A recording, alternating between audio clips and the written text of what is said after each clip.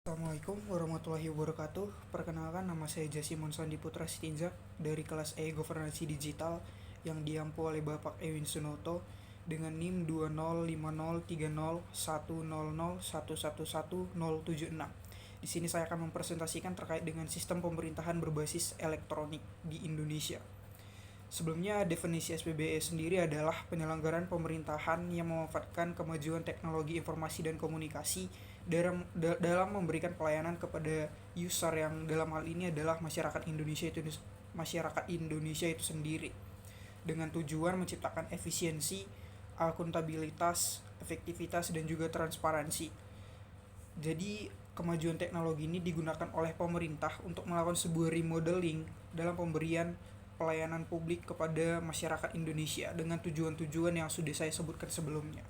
Nah, dalam penerapannya terdapat beberapa prinsip yang harus diterapkan oleh pemerintah Indonesia. Yang pertama adalah efektivitas, yang kedua adalah efisiensi, yang ketiga adalah keterpaduan, yang keempat adalah kesinambungan, yang kelima adalah akuntabilitas, yang keenam adalah interoperabilitas, dan yang ketujuh adalah keamanan. Di sini saya akan membahas tiga prinsip yang akan saya gunakan sebagai alat untuk menganalisis penerapan SPBE di Indonesia pada saat ini, yaitu adalah efektivitas, yang dimana secara definisi adalah penerapan SPBE ini diharapkan dapat mencapai tujuannya dengan optimal sesuai dengan perencanaan yang sudah dilakukan sebelumnya. Yang kedua adalah efisiensi, bagaimana sumber daya yang digunakan untuk menerapkan SPBE ini digunakan secara tepat guna dan juga optimal. Dan yang ketiga adalah keterpaduan, di mana sumber daya yang digunakan untuk menerapkan SPBE ini digunakan secara terintegrasi satu sama lain, jadi tidak terpecah-pecah atau tidak terpisah-pisah. Nah, yang saya mau sorot di sini adalah mengutip pernyataan dari Menteri Keuangan Sri Mulyani yang menyatakan bahwa di Indonesia terdapat 24.000 aplikasi dari pemerintah yang tidak tepat guna atau tidak terlaksana secara optimal. Tidak secara keseluruhan, tapi sebagian besar aplikasi-aplikasi ini tidak dapat berjalan secara optimal dan dinilai tidak efisien, tidak efektif, dan tidak terpadu. Jadi ada beberapa aplikasi-aplikasi yang sebenarnya tujuannya tidak tercapai dan juga secara fungsi dia tidak bisa berjalan dengan baik. Namun yang perlu digarisbawahi di sini adalah kita tidak menolak adanya inovasi-inovasi digital yang dilakukan oleh pemerintah. Justru itu adalah sesuatu hal yang bagus karena pemerintah kita sudah mengarah dan memiliki paradigma yang baik tentang digital ini gitu dalam menerapkannya di dalam pemerintahan kita. Nah, yang saya sorot di sini adalah aplikasi-aplikasi yang tidak berguna seperti itu, atau mungkin bahasa yang lebih halusnya tidak tepat guna seperti itu ya. Jadi inovasi-inovasi tadi tidak berjalan dengan baik. Jadi paradigma e-government itu juga tidak mencapai tujuannya gitu, tidak mencapai tujuan diterapkannya. Misalnya ada beberapa aplikasi seperti aplikasi pusaka yang merupakan layanan pendidikan dan bursa 6 agama di Indonesia, yang dimana aplikasi ini bahkan tidak sampai diunduh oleh banyak orang, hanya 100 lebih saja begitu. Jadi secara tujuannya dia tidak sampai untuk memudahkan pelayanan kepada masyarakat, karena secara downloadan saja atau unduhan saja dia tidak bisa mencapai banyak masyarakat seperti itu. Jadi aplikasi ini dinilai tidak efisien dan hanya membuang anggaran saja. Yang kedua ada visitor manajemen dari Kementerian Pertahanan yang sebenarnya hanya dalam berbentuk buku tamu namun dibuat aplikasinya, padahal bisa menggunakan Excel ataupun aplikasi-aplikasi yang sudah ada yang sebenarnya selama ini familiar di sekitar kita. Namun Kemenhan membuat aplikasi ini yang sebenarnya hanya ditujukan untuk pencatatan buku tamu seperti itu, dan aplikasi ini bahkan tidak sampai di-download lebih dari 10 kali. Itu membuktikan bahwa memang aplikasi ini selain tidak efisien, dia juga tidak efektif dan secara penggunaannya sangat tidak terlalu membantu masyarakat, tidak terlalu menyelesaikan permasalahan yang ada di masyarakat.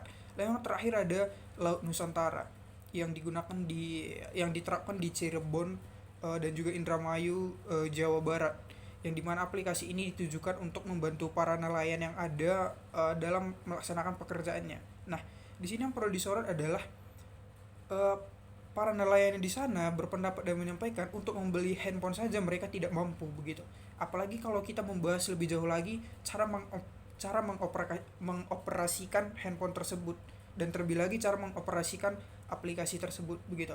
Dan sementara aplikasinya sudah jadi, tetapi pemerintah tidak memperhitungkan bahwa memang masyarakat yang ada di bisa dibilang dari masyarakat yang tidak terlalu memiliki ekonomi yang baik, yaitu adalah nelayan, mereka bahkan tidak memiliki handphone seperti itu. Lalu bagaimana pemerintah membuat aplikasi yang harus menggunakan handphone yang ditujukan untuk membantu mereka, sementara mereka tidak memiliki alat untuk menggunakannya seperti itu. Jadi hal ini juga membuktikan bahwa pemerintah tidak mencapai tujuannya secara efektif dan juga efisien seperti itu. Jadi tujuannya yang ditujukan untuk memudahkan masyarakat tidak tercapai dengan baik seperti itu. Nah, ini baru contoh 3 aplikasi saja. Namun yang dikritik oleh Ibu Sri Mulyani ada puluhan ribu aplikasi. Bagaimana kalau semua kebanyakan aplikasi itu tidak tepat guna seperti yang saya contohkan tadi? Tentu ini kan sangat memboroskan anggaran seperti itu. Sudah tidak tepat guna dan juga memboroskan anggaran. Dan 24.000 aplikasi itu berdasarkan pendapat dari Johnny G. Plate sebagai Menteri Menkominfo mengatakan bahwa memang aplikasi tersebut terpisah-pisah dan tidak terintegrasi seperti itu. Dan ini yang membuat dia menjadi tidak efisien. Oleh karena itu Ibu Sri Mulyani mengusulkan adanya integrasi data sehingga aplikasi ini bisa terintegrasi semua, disatukan dalam satu database seperti itu. Jadi dia lebih efektif, lebih efisien dan juga lebih terpadu. Nah, seperti itulah kondisi empiris yang bisa kita lihat terkait dengan kondisi penerapan SPBE di pemerintahan yang ada di Indonesia. Mungkin terakhir saya akan membahas salah satu penelitian yang dilakukan oleh The Conversation yang melakukan penelitian pada birokrat muda di tahun 2021 dan 2022. Kenapa kemudian banyak sekali aplikasi-aplikasi yang tidak berguna seperti itu untuk digunakan? Karena ada satu hal, yaitu minimnya pemahaman para birokrat terhadap inovasi pelayanan publik seperti itu. Mereka menganggap bahwa sebuah inovasi itu hanya tertuju pada pembuatan aplikasi, padahal inovasi pelayanan publik bisa berarti banyak begitu, melakukan inovasi-inovasi, perubahan-perubahan atau hal-hal yang baru dalam penyelenggaraan pemerintahan. Namun karena mereka hanya memiliki pemahaman bahwa inovasi itu berarti adalah membuat aplikasi, maka mereka membuat aplikasi. Di sini ada juga kesalahan dari pemerintah pusat itu yang mengbawahi semua hal ini adalah Menpan RB yang mengatakan bahwa dalam satu institusi harus ada satu inovasi, yang dimana banyak birokrat yang mengartikan inovasi ini sebagai pembuatan aplikasi, padahal yang dimaksud dalam pembuatan inovasi itu tidak selalu berujung kepada pembuatan aplikasi. Sehingga seharusnya dengan kita bisa mengomunikasikan dan mensosialisasikannya dengan lebih baik, penggunaan ataupun pembuatan aplikasi-aplikasi yang sebenarnya tidak terlalu berguna ini tidak terlalu banyak seperti itu, sehingga hanya memboroskan anggaran dan tidak tepat guna. Demikian pengetahuan saya terkait dengan kondisi empiris penerapan SPBE di Indonesia. Terima kasih atas perhatiannya.